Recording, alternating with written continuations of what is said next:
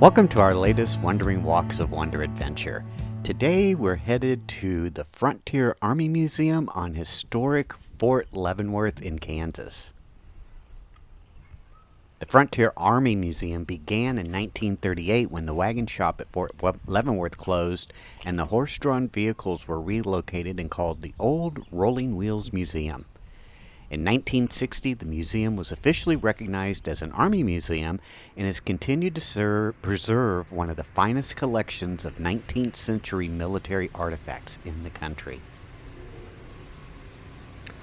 Our tour begins talking about the historic fort and the founding of Fort Leavenworth. The area in which Fort Leavenworth sits was part of the Louisiana Purchase. This was the roughly 828,000 square mile parcel of French territory bought by President Jefferson in 1803. In early July of 1804, Meriwether Lewis, William Clark, and the Corps of Discoveries passed through this area. The fort sits high on a bluff about 300 feet above the Missouri River. This position above the waterline is what first attracted Colonel Henry Leavenworth in May of 1827. Originally, Colonel Leavenworth and his men were ordered to select a location on the eastern bank of the Missouri River for a cantonment that would serve to protect the Santa Fe Trail. However, due to potential flooding, Leavenworth selected a location on the western side, which would later become the state of Kansas.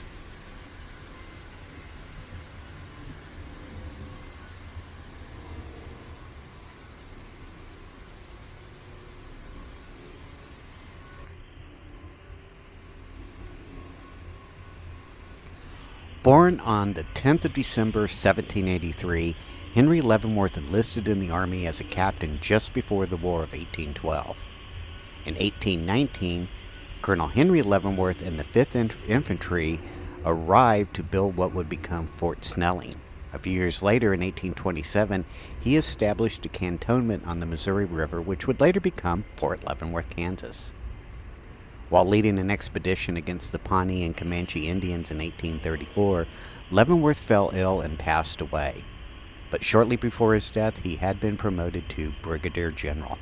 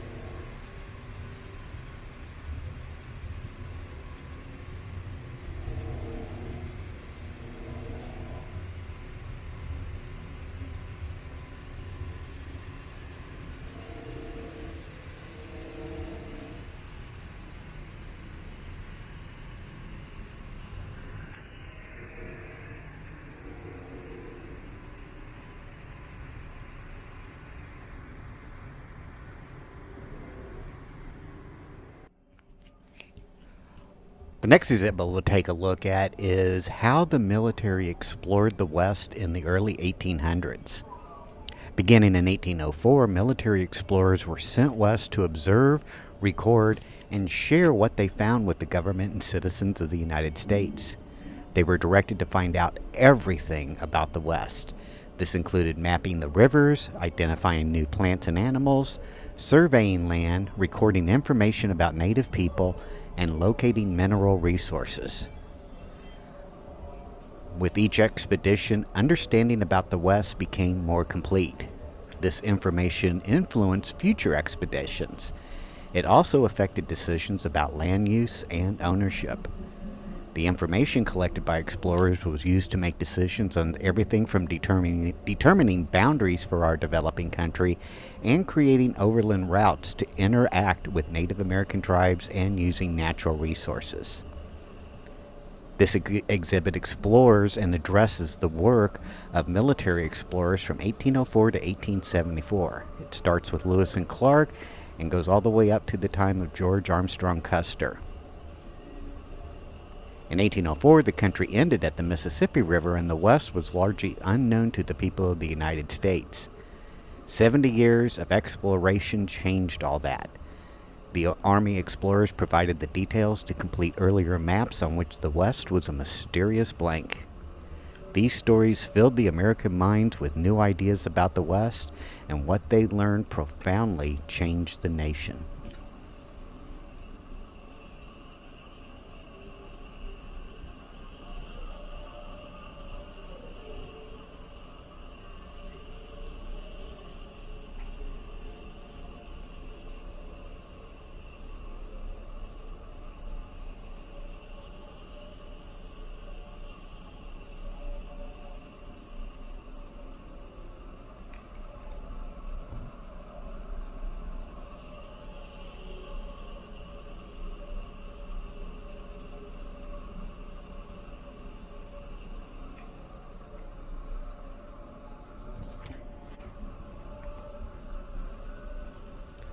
One main objective of all Western military expeditions was to create accurate maps. Scientific instruments were used for navigation, surveying, and measurement. The tools used for navigating and cartography remained much the same throughout the 1800s. But today, the GPS system, the Global Positioning System, can do many of these functions much more quickly and accurately. Among the instruments brought by Lewis and Clark were a quadrant, a sextant, an artificial horizon, a chronometer, and a compass. These tools were used to determine longitude and latitude.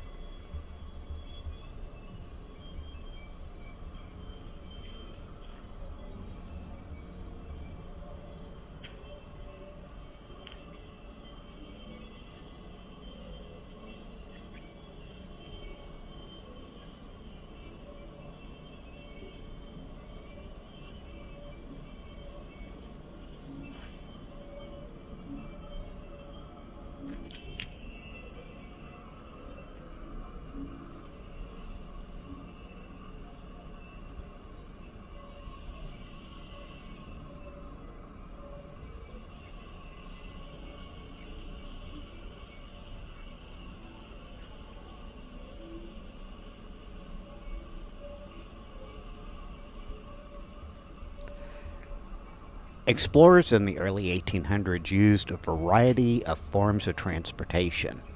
In the early 1800s, water travel was the primary mode of transportation. In the 17 states, rivers and canals were used for freight and passenger travel. Early expeditions, therefore, were most interested in the location and mapping of rivers. The exploring parties of Lewis and Clark, Zebulon Pike, Stephen Long, and John C. Fremont all included river travel. Later expeditions focused on mapping larger tracts of land. Horses and wagons were then better suited for covering this terrain. In the 1840s, the country was expanding dramatically. The Oregon Country, the states of California and Texas, and the territory of New Mexico were newly acquired. To assure their permanent bond to the United States, these areas needed to be developed. A railroad would provide quick and easy access to the land and other natural resources of the West. Building a railroad was an obvious solution, but a conflict arose over where to lay the track. In 1853, Congress authorized the Corps of Topographical Engineers to determine the best route based on topography and geology. For the next 2 years, Pacific Railroad survey crews mapped 5 major routes. Isaac Stevens, governor of Washington Territory, was a military engineer placed in charge of surveying the northernmost route between the 47th and 49th parallels. John W. Gunnison was in charge of surveying the 38th parallel, Lieutenant Emil W. Whipple, the 35th parallel, and Lieutenant John Pope and Lieutenant John G. Park, the 32nd parallel. It's interesting that none of these routes was initially built. The nation was already dividing over the issue of slavery. Both the North and South wanted the profits and the easy access to land that a transcontinental railroad would offer. Eventually, President Lincoln selected a northern route along the 40th parallel that linked Omaha, Nebraska, with Sacramento, California. The Central Pacific and the Union Pacific Railroads joined at Promontory Point, Utah on May 10, 1869.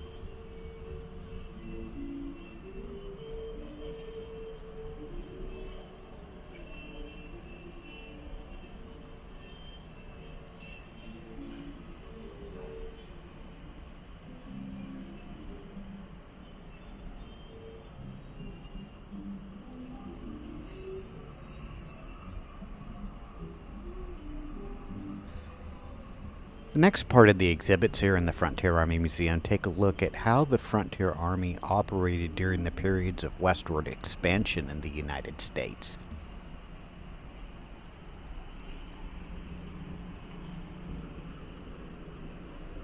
This involved helping to protect such things as the Santa Fe Trail, the Oregon Trail, as well as various small battles and skirmishes the Frontier Army was involved with. For example, here we take a look at the Army's involvement in the Santa Fe Trail. When Mexico gained independence from Spain in 1821, the Santa Fe Trail was the trade route used to supply Mexico with manufactured goods produced in the U.S. Goods were shipped, sold, and traded in Santa Fe, Mexico. At first, there was no military escorts for the wagon trains transporting the goods. They were at risk of hostile Native American attacks, a threat that became so apparent that travelers and traders began petitioning the U.S. government to provide military escorts for protection. Fort Leavenworth was established in 1827 to provide this much-needed protection on the Santa Fe Trail. In 1829, Major Bennett C. Riley, stationed at Fort Leavenworth along with 3 companies of the 6th Infantry and 1 company of riflemen, served as the first protective services on the trail.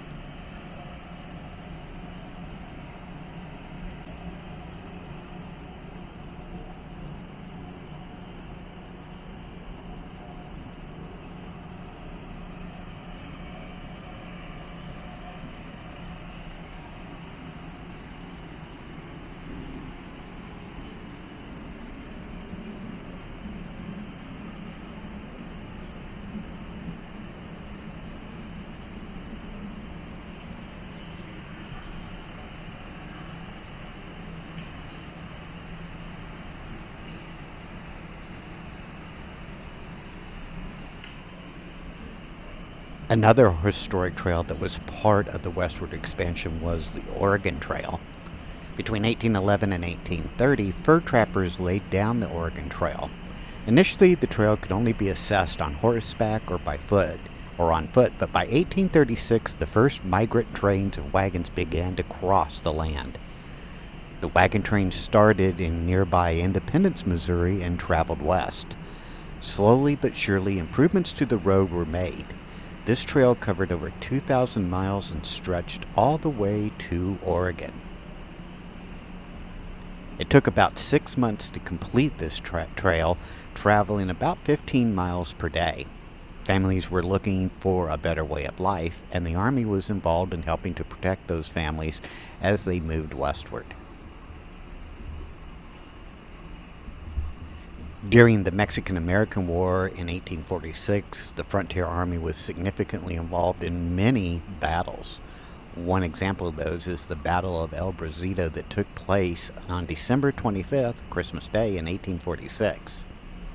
A few months prior, Colonel Alexander Donovan received orders from General Stephen Watts Kearny to leave Santa Fe and take his regiment to conquer El Paso and Chihuahua City in Mexico.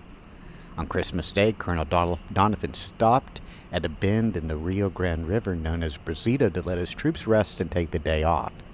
It was while they rested that they spotted a Mexican scouting party, and eventually around 1,100 Mexicans from El Paso and Chihuahua City closed in on Colonel Doniphan's 850 men. The Mexican troops wore outstanding uniforms of bright green coats trimmed in red with tall horsetail plumed hats. Many of Colonel Doniphan's men wore just ragged buckskins and very rough clothing, but appearances can be deceiving. Colonel Doniphan and his men formed a line and waited for the Mexican troops to get close enough so that they could fire upon the troops with much better accuracy. This broke up the Mexican charge and made the Mexican army flee. The Mexican force lost 43 men and 50 were wounded, while the U.S. only had 7 injured, all of who recovered.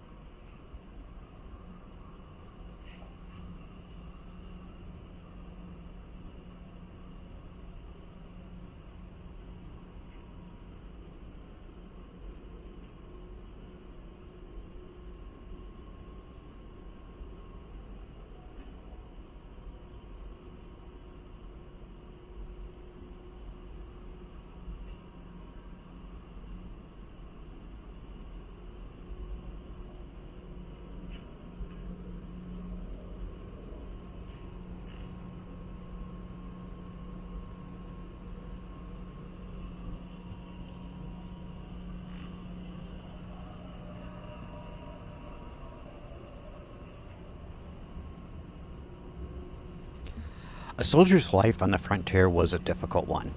Dangerous terrain, harsh weather, and isolation were just a few of the issues they faced. A soldier's day was filled with drills and chores with little time for personal relaxation.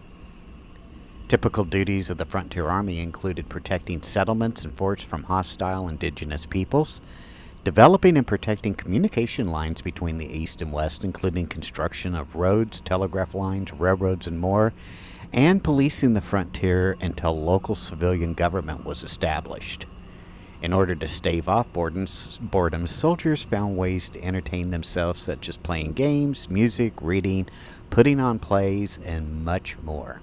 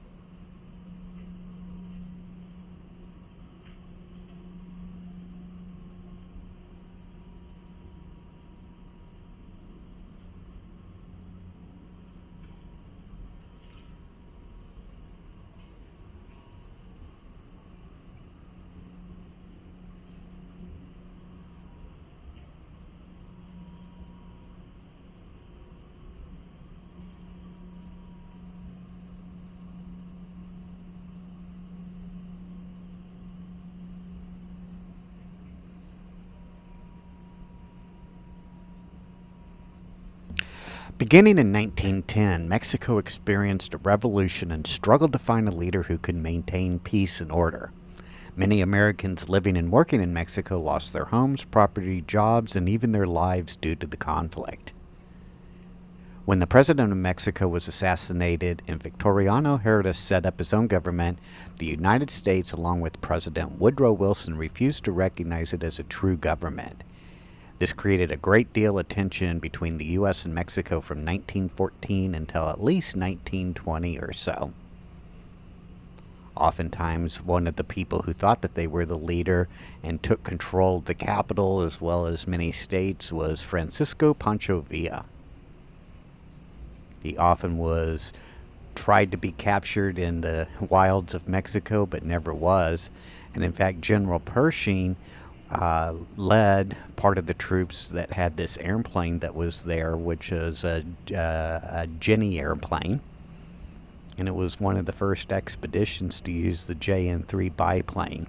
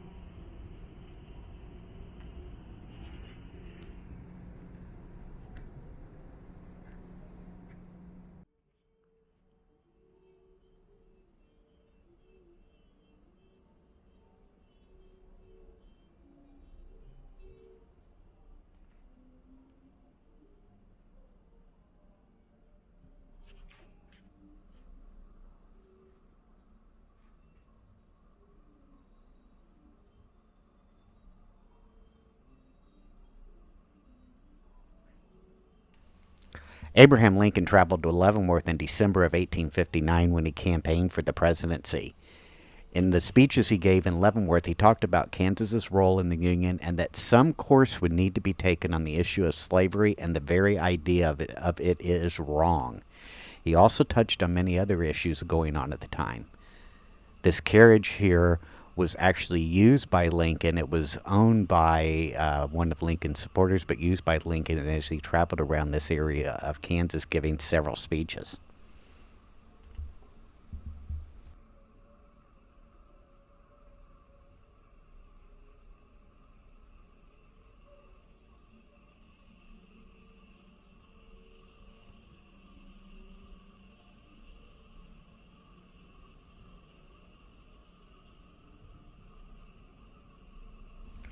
Formed in 1926, members of the Fort Leavenworth Hunt Club pursued foxes and coyotes while on horseback and with the help of foxhounds.